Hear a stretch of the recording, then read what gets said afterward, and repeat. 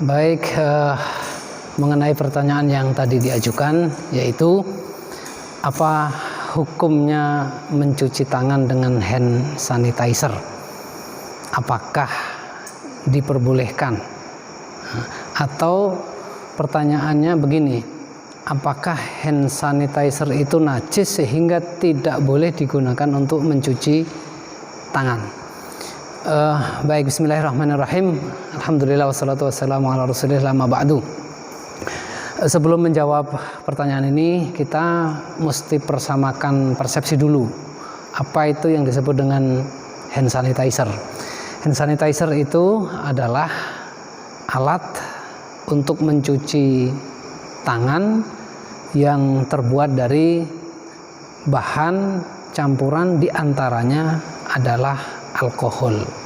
Maka sebenarnya pertanyaannya itu, atau mengapa timbul pertanyaan itu, adalah karena hand sanitizer mengandung alkohol, apakah itu boleh digunakan untuk mencuci tangan dan tidak menjadikan tangan itu najis? Pertanyaan itu muncul dari satu pemahaman bahwa khamr itu adalah najis. Baiklah, kita sama-sama melihat satu ayat yang menjadi pencetus mengapa khamr itu dihukumi sebagai benda najis. Allah Subhanahu wa taala berfirman, "Ya ayyuhalladzina amanu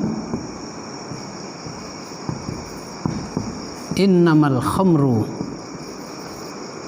wal maisiru wal ansabu wal azlamu rijsun min amali syaitan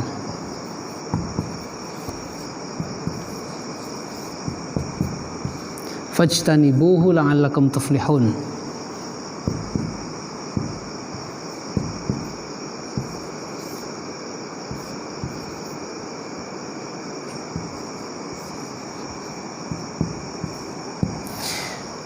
Wahai orang-orang yang beriman, sesungguhnya khamr, maisir, perjudian, wal ansabu, dan persembahan kepada berhala, wal azlamu, dan pengundian nasib, rijsun min amali syaitan. Di sini Allah Subhanahu wa taala menyebut ada 4 hal. Kalau secara analisa bahasa, 4 hal itu adalah: pertama khamr, 2 maisir, ketiga ansab, dan keempat azlam. Keempat hal ini kedudukan di dalam kalimat atau kedudukan di dalam jumlah adalah sebagai subjek. Nah, subjek ini kemudian ada satu predikat. Ini predikatnya. Maka kalau kita urai pernyataan rinciannya adalah khamr adalah rijsun, maisir adalah rijsun, ansab adalah rijsun, azlam adalah rijsun. Nah, yang menjadi persoalan di sini adalah ketika rijsun ini dimaknai sebagai najisun, yang itu artinya kotoran yang bersifat fisik, maka nanti akan ada persoalan di subjeknya. Kenapa? Karena ternyata subjek ini bukan satu jenis.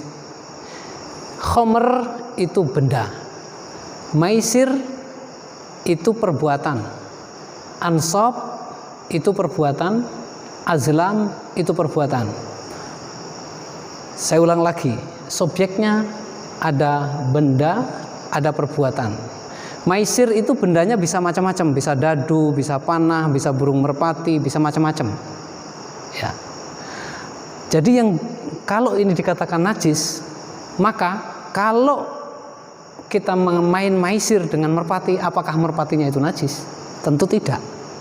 Jadi predikat dari ini harus bisa mengakomodir seluruh subjek yang ada di sini. Maka ini ketika dimaknai najis, ini ada tanda tanya atau minimal debatable. Oleh karena itu, sebagian ulama menyatakan bahwa khamr itu tidak najis kalau kita ngambil ayat ini. Jadi sekali lagi kesimpulan dari ayat ini, khamr itu tidak najis. Mengapa? Karena kalau rijsun dimaknai najisun, berarti itu bersifat fisik. Nanti ini jadi masalah. Ini jadi masalah, ini jadi masalah. Ya. Berikutnya, anggap sekarang khamr itu kita hukumi najis. Maka najisnya khamr itu berdasarkan nas. Kalau seandainya rijsun itu kita maknai najisun. Nah, sekarang alkohol yang menjadi pembahasan kita.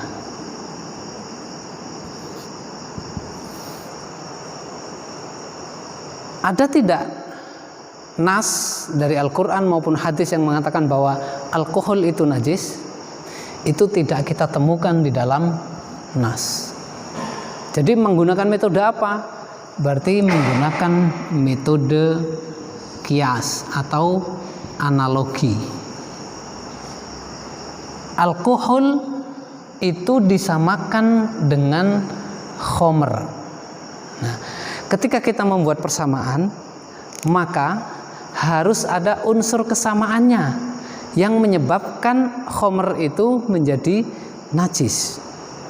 Sekarang pertanyaannya, kalau misalnya dikatakan khamr itu najis, yang menyebabkan khamr itu najis itu apa? Yang menyebabkan khamr itu najis itu apa? Maka itu juga diperlukan dalil lagi. Ketika misalnya Allah mengatakan khamr itu najis, najisnya khamr itu karena apa?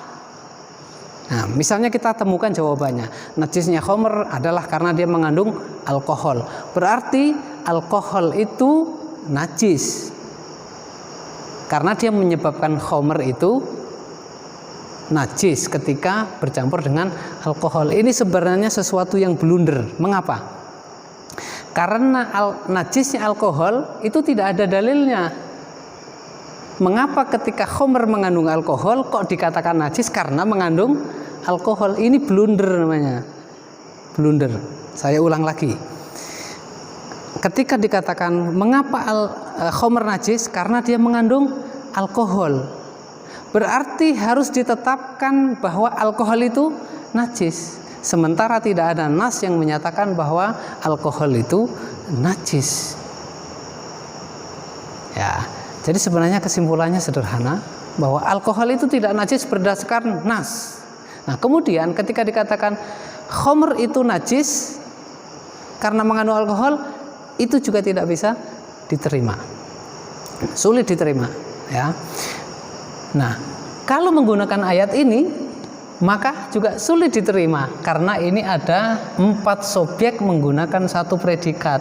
Kalau menggunakan satu predikat ini berarti predikat ini harus mengakomodir ke seluruh subjek yang ada. Kalau rijsun itu dikatakan najisun, artinya bahwa itu kotoran fisik, maka maisir itu apanya yang najis? Saya ulang lagi contohnya, misalnya ada orang berjudi menggunakan merpati, berarti yang najis apanya? Merpatinya atau judinya? Kan judinya sebenarnya, bukan merpatinya. Ansop misalnya, ansop itu persembahan kepada berhala. Persembahan kepada berhala itu bisa macam-macam, bisa berupa binatang, bisa berupa uang, bisa berupa barang-barang. Nah, kalau misalnya berhalanya dipersembahkan dengan barang yang suci, HP misalnya, ini dipersembahkan untuk berhala. Loh, HP kan tidak. Berarti sekali lagi memaknai rijsun dengan najisun itu satu problem tersendiri. Mengacu kepada dasar pemikiran ini, maka hand sanitizer yang salah satu bahannya itu dari alkohol itu tidak najis. Mengapa? Karena alkohol atau najisnya alkohol itu tidak ada teks dari Al-Quran maupun hadis Nabi SAW. Dus artinya kita menggunakan alkohol atau hand sanitizer yang mengandung alkohol untuk mencuci tangan itu tidak berpengaruh apa-apa terhadap kesucian tangan kita.